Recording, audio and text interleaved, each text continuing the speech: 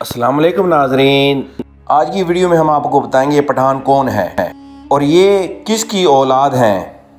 ناظرین کرام، پٹھان وہ قوم ہے جو پوری دنیا میں غیرت اور بہادری کی مثال سمجھی جاتی ہے۔ تاریخ گواہ ہے ناظرین کرام، نہ تو یہ کسی بادشاہ سے ڈرے ہیں اور نہ یہ پٹھان کسی ظالم حکمران سے ڈرے ہیں۔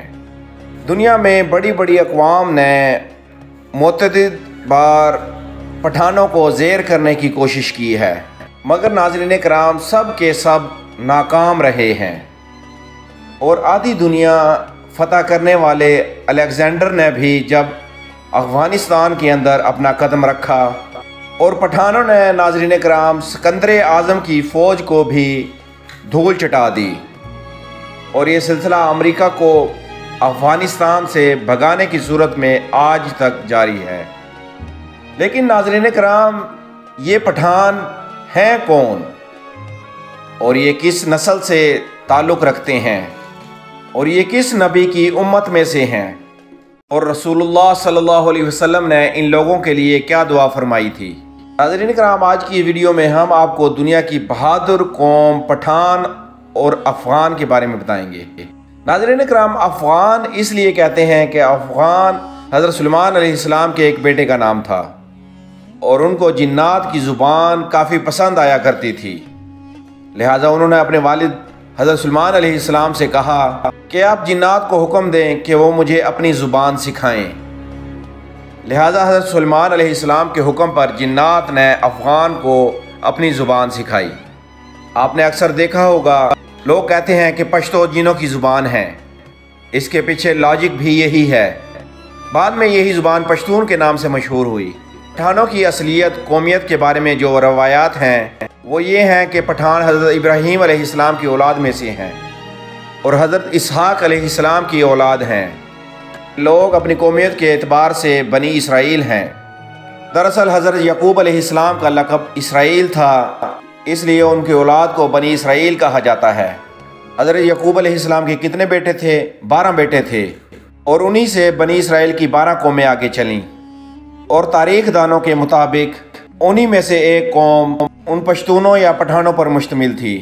جب رسول اللہ صلی اللہ علیہ وسلم نے دین اسلام کی تبلیغ شروع کی اور لوگ جوگ در جوگ اسلام قبول کرنے لگے، تو اس وقت پٹھان قوم کا سردار، جس کا نام قیس عبد الرشید تھا، اپنے پورے خاندان کے ساتھ آپ صلی اللہ علیہ وسلم کی خدمت میں حاضر ہوا اور آپ صلی اللہ علیہ وسلم کے ہاتھ پر بیعت کر کے مسلمان ہو گیا۔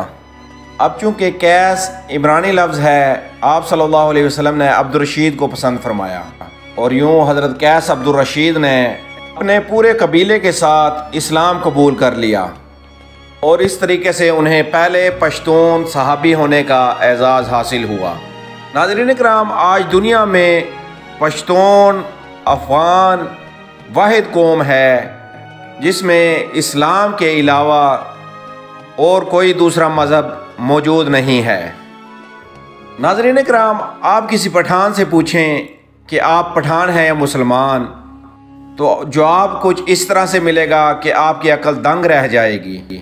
جواب ملے گا 5000 سال سے پٹھان پشتون افغان ہیں اور 1400 سال سے پٹھان مسلمان ہیں۔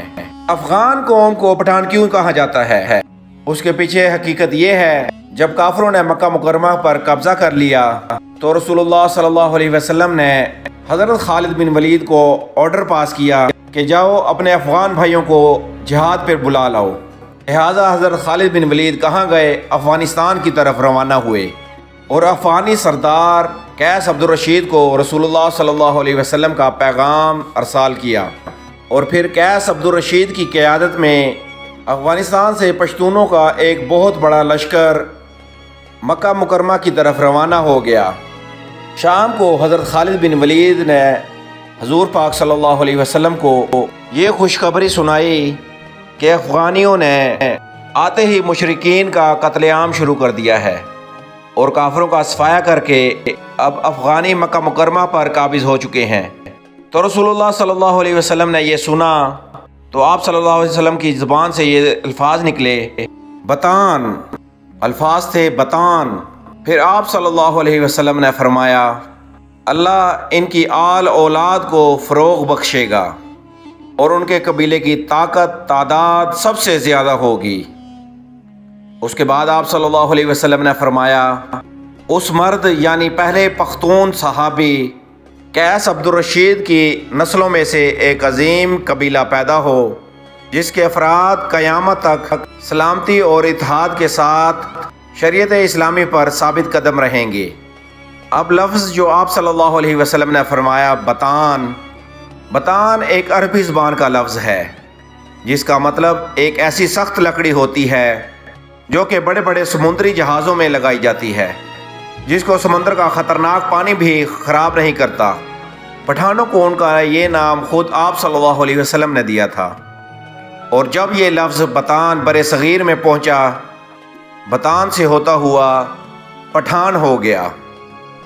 آج اس قوم کو فارسی میں پشتون اور مقامی زبان میں پشتون، اردو زبان میں پٹھان کہہ کے پکارا جاتا ہے۔ پٹھان پوری دنیا کے علاقوں میں پھیلی ہوئی غیرت مند قوم شمار کی جاتی ہے، جس میں افغانستان، پاکستان اور بھارت اول نمبر پر آتے ہیں۔ پٹھانوں نے قیام پاکستان کے اندر بھی بھرپور حصہ لیا تھا۔ انگریز مورخین کا ماننا ہے پٹھان قوم آرجینیا کے کسی حصے میں رہا کرتی تھی۔ ورجینیا کے لوگوں کا بھی یہ کہنا ہے کہ پٹھان قوم انہی کا ایک حصہ ہے۔ پٹھانوں کا یہی جہاد اور اللہ تعالیٰ کی راہ میں لڑنے کا جذبہ آج تک اس قوم کے اندر ایسے ہی باقی ہے۔ یہ لوگ اپنے دین کو لے کر کافی سخت ہوتے ہیں، شریعت اور نام خداوندی کے لیے ہر وقت مر مٹنے کو تیار ہوتے ہیں۔ آپ نے افغانستان میں دیکھا تو ہوگا، جس کا نظارہ ہمیں اکثر دنیا کے حصوں میں ملتا ہی رہتا ہے۔ اس قوم کا ذکر قرب قیامت میں پیش آنے والے واقعات میں بھی ملتا ہے۔ مورخین کے مطابق حضرت امام مہدی کی مدد کے لیے برِ صغیر سے جو کالے جھنڈوں کا لشکر نکلے گا، ان میں سے کافی بڑی تعداد انہی پٹھانوں پر مشتمل ہوگی۔ اسی لشکر کے بارے میں آپ صلی اللہ علیہ وسلم کا فرمان ہے قرب قیامت اس کالے جھنڈے والے لشکر کا راستہ کوئی بھی نہیں روک پائے گا، یہاں تک کہ یہی کالے جھنڈے بیت المقدس کے اندر نصب کر دیے جائیں گے۔ جبکہ بعض دوسری احادیث کے مطابق غزوہ ہند کا آغاز بھی موجودہ خراسان یعنی افغانستان سے ہوگا۔ چنانچہ افغانیوں کی اس قدر غیرت، جرت اور بڑی بڑی سپر پاور کو بغیر ہتھیاروں کے دھول چٹا دینا، یہ سب آپ محمد صلی اللہ علیہ وسلم کی دعاؤں کا ہی اثر ہے، جو کہ آپ صلی اللہ علیہ وسلم نے اس قوم سے خوش ہو کر اس کے حق میں اللہ تعالیٰ کے حضور دعا کی تھی۔ اللہ نگہبان۔